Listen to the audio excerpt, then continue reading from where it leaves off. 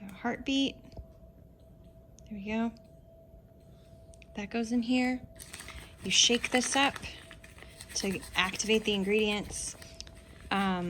I definitely suggest you get the ones that you can boil or warm in the microwave, but just to get you started, they send you these. That way you don't use a lot of stuff that's not great for the environment. But for now, that will do.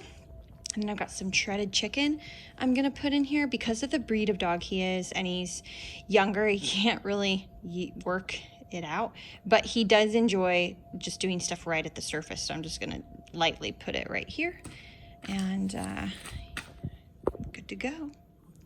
So he has had a really fun lesson, and so we're gonna slow him down a little bit.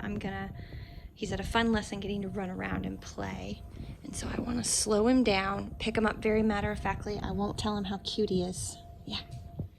And snuggle him. It's like a matter-of-fact hold, because he's definitely addicted to attention. Okay, I don't have one of the plastic covers that I really like that allow for air circulation, so I'm keeping the back open. When I shut the light off, it's pretty dark. You guys can probably hear my white noise machine, and I'll also turn the radio on before I go. But I want to slow him down a bit because he's had fun attention. He is tired, but he'll be cranky and whine usually when I first put him away. So I just want to target him a bit. House. Good. Release the food. I have a big piece of food, so I'm just like giving him little pieces. Let me put this back so you can see.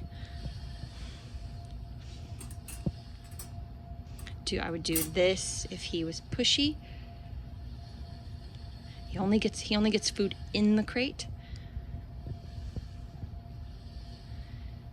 That's really good. Gator, come. No softness. No. Oh, good boy. House. Good. Because you guys got to remember, Gator has anxiety. He doesn't just have crate anxiety, he's also addicted to fun. So every time we have a fun session, he always whines going back in the crate. Good. Good. Gator, come. You can also use break. House. Get him going in there on his own. Good. Good. Gator, come. Break. we use this opportunity to teach break, but you can also use come. Come in. House. So I'm just tossing food in there now. I'm always like ready. Good. So part of the reason he patterns this so nicely is because he only gets food in crate, but at the beginning he wouldn't take food at all. Not in crate, not out of crate, not in the room the crate was in. Playpen didn't work for him either. So it just took time to build this up that you get food when you're in crate. And I have high value food. This is chicken. If he was getting crazy excited about the chicken, I would downgrade it to kibble. That's the goal. Good job, bud. Good. I'll just feed him a few times while he's hanging out.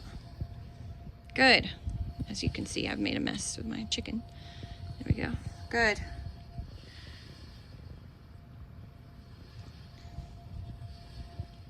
Break. Or come. Either one. So I'm used to luring him, but I'm actually going to try not to lure him. Crate. House. House. Good.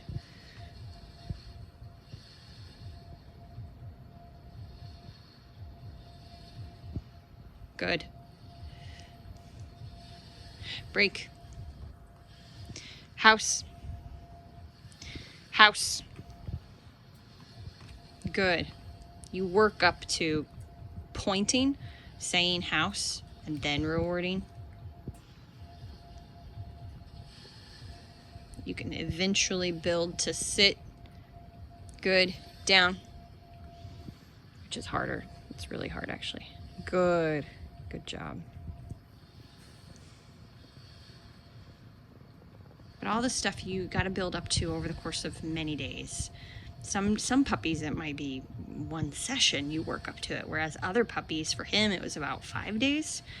to work up to all this with several sessions a day. If you're doing your minimum 15 minutes, it might take a week. So you just have to play around with it. Break. So I'm luring, but I'm not giving it to him. House. Good. Good.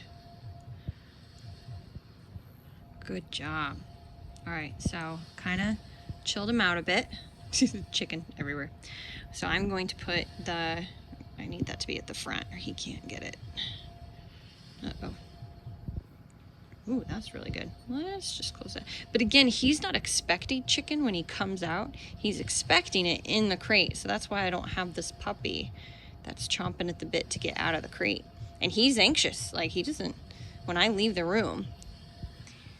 So it's not like he loves being in there. He's just like, hey, if I chill out in here, I get food. So it all kind of works together, guys. Anyway, I'm gonna put that at the back of the crate. This is really almost too big for this crate. And if you have a puppy that chews, this may not be a good option for you. It's very possible he might pee on this, which is why, let's see, the heat is mostly right there. And the heartbeat, I'm gonna kind of move around to the top. He hangs out at the front of crate, which I know because I got a little camera on him. So sometimes I'll have the flap down, sometimes I won't. Just it depends on what I'm working on. But anyway, I'm gonna put this at the front because that's where he hangs out. The food is at the back. If he does have an accident, hopefully it'll be there and not on here. Some dogs will get in the habit of peeing on their toy or peeing on their bed. As you can tell, he doesn't have anything in there because of that. But we'll see how this works.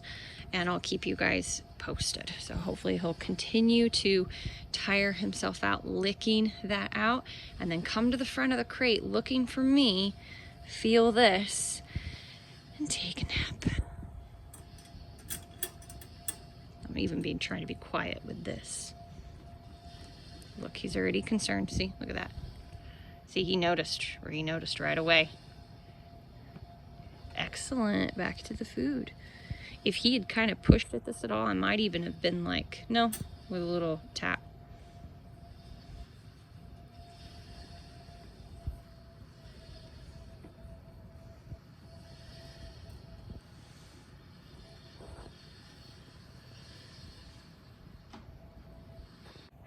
So I positioned this where you guys could see it because sometimes this helps.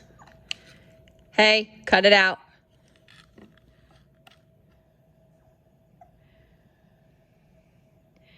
Sometimes talking to them through the monitor makes them feel like they're not so alone and they can settle better. So then I'll just kind of give him a minute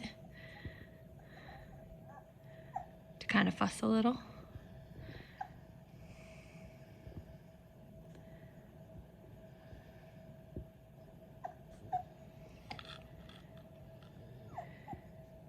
I think he's kind of settling.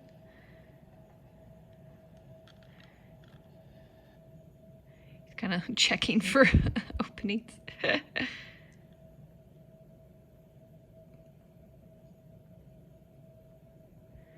that was pretty good. That did it. So I had already tapped the crate firmly.